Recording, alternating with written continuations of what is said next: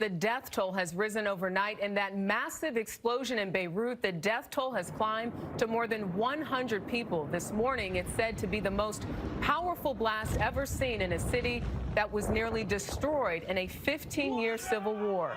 Officials believe thousands of tons of ammonium nitrate, a fertilizer chemical often used in bombs, was detonated by a burning warehouse full of fireworks. Charlie D'Agata has new information on the explosion. Charlie, those images out of Beirut are just devastating. Incredible. And there are reports this morning now of more than 4,000 injured. That number is expected to climb as the search for survivors continues.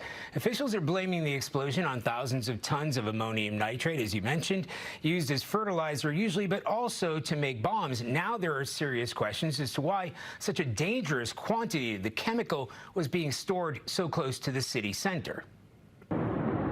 An initial explosion sent a towering plume of smoke high into the air, the inferno engulfing nearby buildings. Then it triggered something much, much bigger. The massive blast created a mushroom cloud of debris, dust, and smoke that swept through the city. What happened? From those in the street to the explosion as seen from the bay. A blast so powerful, it was felt in countries more than 100 miles away. I don't know how. My neighborhood just became a war zone. Debris and shards of glass from shattered windows became shrapnel, flying through the air at lightning speed before people could duck for cover. We still don't even know what happened yet. Bloodied survivors stumbled through the debris. Everyone who was able became a first responder.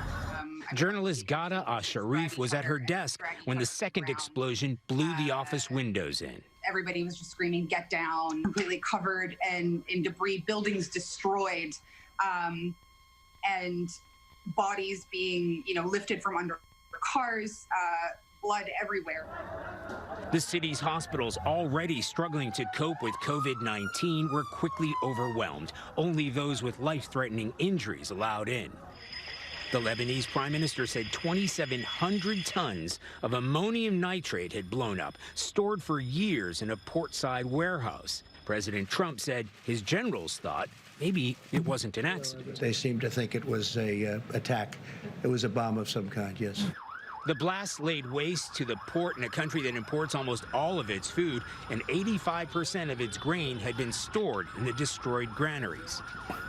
Now, before the blast, Lebanon was already in a COVID-19 lockdown. Before that, widespread protests were demanding the resignation of the government. Here, the UK has joined the United States, the UN, and even traditional adversary Israel in offering international support and assistance.